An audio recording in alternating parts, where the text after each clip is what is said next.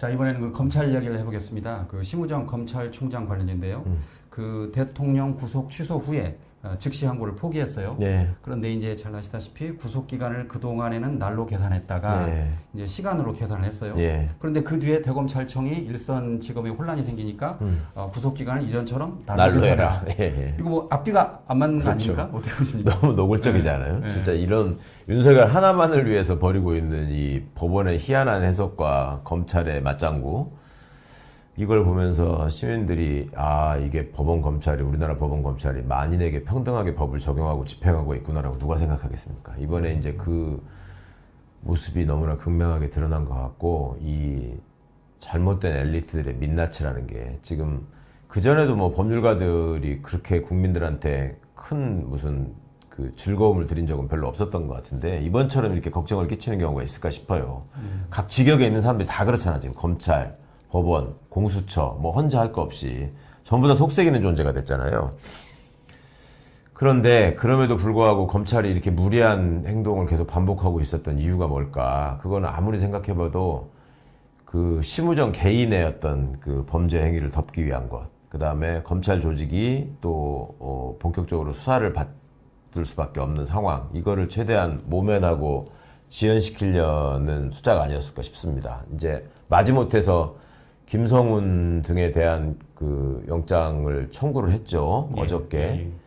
근데 지금 그간에 쭉 나오지 않고 있었던 것이 그나마 예전처럼 이렇게 검찰이 독점하는 시스템이 아니었기 때문에 그나마 다행인 것이, 검찰도 내란에 가담한 흔적들이 있는데 그거를 검찰이 수사를 주도하는 상황이 됐으면 덮였을 거 아닙니까? 근데 지금 국가수사본부나 공수처가 수사를 하다 보니까 그 얘기가 나왔잖아요. 근데 검찰은 그거를 사전에 예방하기 위한 거였는지 공수처도 압수수색을 하고 국가수사본부도 압수수색을 했었잖아요. 그러다 보니까 이제 이 사실이 나온 건데, 일단 김용현의 자진 출석과 관련해서 심우정과 또 대검 차장 이진동이 김용현과 무슨 통화를 했는가, 왜 통화를 했는가, 무슨 얘기를 했는가, 이런 것들이 좀 밝혀져야 되는 게 하나가 확실히 나왔고, 그 다음에 계엄 상황이 벌어진 과정에서 선관위 서버 탈취를 위해서 대검과 방첩사와 국정원이 서로 협조하는 전화가 오갔다라는 것도 드러나고 해서, 그 당장 심우정 개인의 입장이 제일 급할 거고, 그 다음에 검찰 조직이 내란의 주요 임무에 동원됐는가의 문제에 대해서 굉장히 불안할 거고, 그래서 지금 벌어진 일이 아닌가 싶습니다. 그와 관련해서 지금 법사위에서는 심우정 검찰총장의 그 출석을 요구했는데 지금 나오지 않고 있거든요. 뭐 큰 문제는 없습니까? 그렇게 국회에서 출석하라고 그랬는데 지금 나오지 않는데. 그게 이제 그렇게 안 나오면 이제 과태료가 부과가 될 수 있고, 그 다음에 또 고발할 수 있거든요. 근데 고발을 하면은 그거를 또 수사하는 게 검찰이다 결국. 그러니까 우리가 그러니까 검찰총장 입장에서는 내가 수사하는 꼴이 되는데 그거에 대한 자신감이 있는 거죠. 그러니까 예전부터 이제 그렇게 뭉개고 안 나왔던 건데, 그래서 이제 그런 얘기를 하는 분들이 있죠. 어차피 지금 이게 더 늦어지고 국민들이 더 불안하게 되는 상황이 되면, 그러니까 파면이 더 늦어지고 불안한 상황이 되면 최성목과 심우정에 대해서는 탄핵소추 절차를 진행해야 된다. 그리고 그전에도 보셨지만은 탄핵소추를 하기 전에 전 단계로 법사위에서 청문회를 할 수 있거든요. 그거를 통해서 심우정 및 여타의 검찰 간부들, 지금 이제 내란과 관련돼 있을 거라고 생각하는 사람들에 대한 그 증인신문이 필요한 거 아니냐, 이런 얘기들이 지금 유력하게 나오고 있습니다. 그 의원님 그 개인 채널에서 그 서울법대 내란과를 언급하셨는데 제가 좀 재밌게 봤는데 어떤 내용인가요? 개인 채널뿐만 아니라 여러 방송에서 제가 말씀을 드렸는데, 저로서는 너무나 이제 자괴감이 들어서, 그리고 이번에 이제 이 내란의 주요 임무 종사자들로 움직인 사람들을 보면은 맨 처음에 이제 충암고 동문들이 떠올리실 거고, 그 다음에 주요 포스트에서 윤석열이가 누구를 믿고 이거를 감행하려고 했을 것인가. 그러니까 다 쿠데타 세력들은 본인의 어떤 믿음이 있는 그 친위 세력들이, 소위 똘마니가 있어야지 이게 가능한 일이잖아요.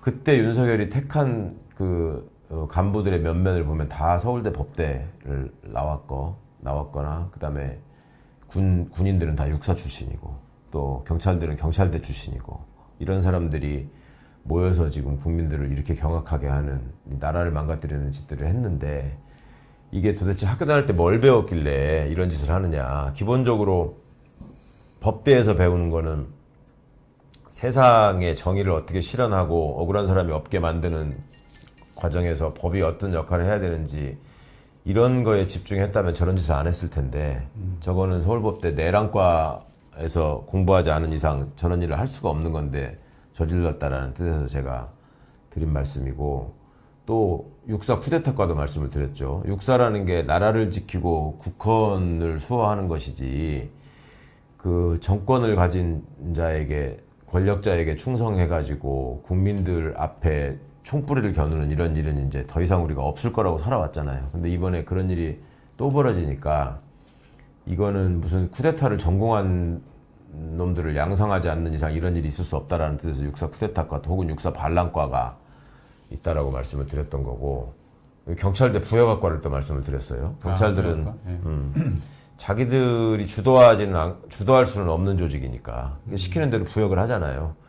이게 이제 뿌리가 깊은데 옛날부터 쿠데타 세력들이 이 물리적 폭력을 동원해가지고 반대자들이나 국민들을 겁박하기 위해서 군대를 꼭 장악해야 될 필요가 있고, 자기가 또 쿠데타를 다시 안 당하게 위해서라도, 그 다음에 합법적 폭력으로 정적들을 제거하고 국민들을 겁박하기 위해서 이 법무 검찰 조직을 장악해야 될 필요가 있었단 말이에요. 그때 전두환이가 이제 이걸 본격화했고, 그때 등장한 게 이제 육법당이라는 이름이란 말이죠. 전두환 때 집권당인 민정당이 육법당이라는 소리를 들었어요. 그걸 주도했던 게, 그러니까 주요 구성원들이, 실세들이 육사 출신과 서울부대 출신들이었단 말이죠.